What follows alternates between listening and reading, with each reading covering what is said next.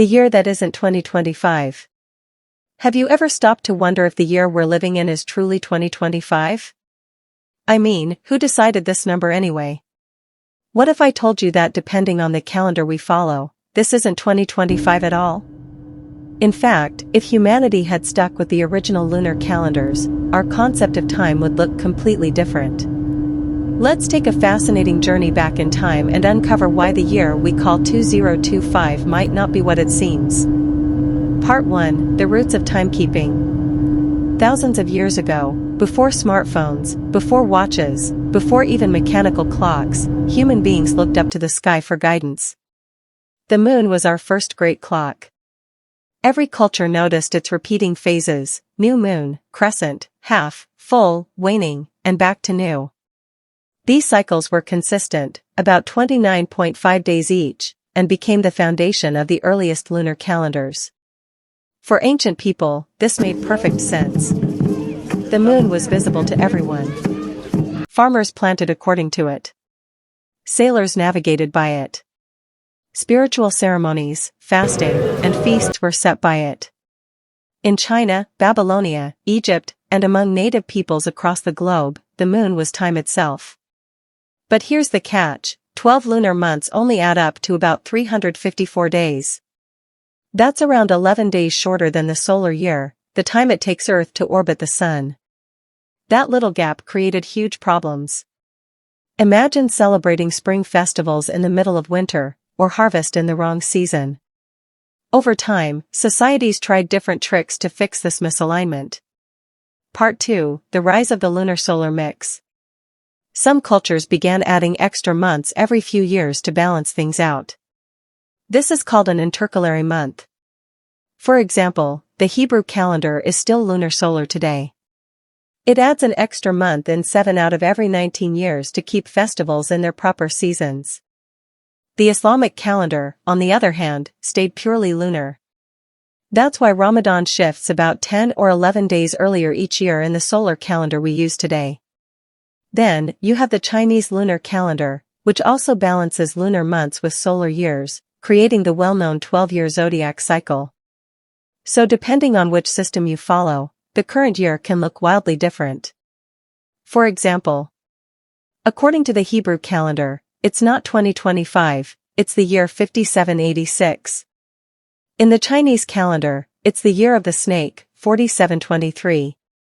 In the Islamic calendar, it's the year 1447 AH. So right away, we see, 2025 is only one version of reality. Part 3: The Gregorian Takeover.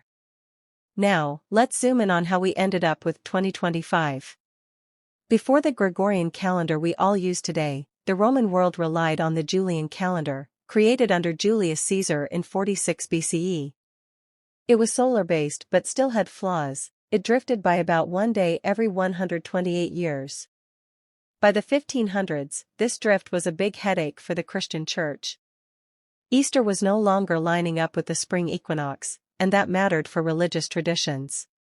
So, in 1582, Pope Gregory XIII introduced the Gregorian calendar. This new system fine-tuned leap years, adjusted the equinox, and gave us the neat 365-day year we know now. But here's the kicker: it completely pushed aside the lunar-based systems.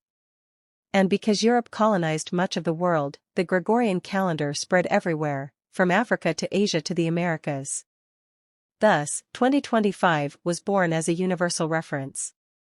But remember, it's just one human choice. Part 4: If we stayed lunar. So, what if humanity had stuck with the lunar system? What would that mean for us today? First off, the very number of the year would be completely different. Like I mentioned, instead of saying 2025, you might say 1447, 4723, or 5786, depending on which lunar tradition your culture followed. Second, the months would not be fixed like January, February, and March. They would float with the moon.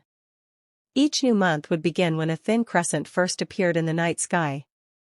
Every festival, every birthday, every holiday would slowly shift across the seasons, unless your culture used intercalation to fix them. Third, our sense of time itself would feel more connected to nature. Imagine checking the sky to know where you are in the month, instead of relying on your phone. Imagine your year being shaped by the dance between moonlight and sunlight. And perhaps the most mind-bending thought, our historical timeline would look completely different. When someone says Shakespeare lived in the 1500s or World War II ended in 1945, those numbers exist only in the Gregorian system. On a purely lunar calendar, the same events would be tagged with very different dates. Part 5, Time as a Human Illusion.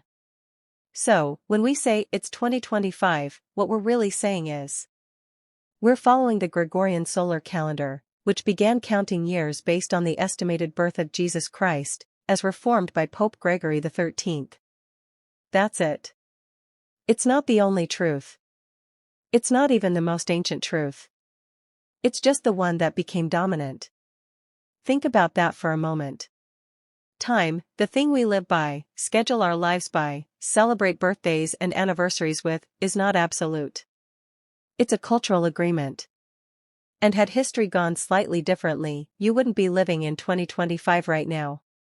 You'd be in the 1440s, the 4700s, the 5700s, or some other number altogether.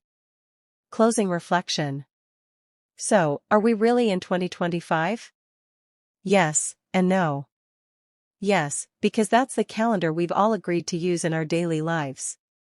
But no, because when you step outside the Gregorian system, countless other calendars tell a completely different story.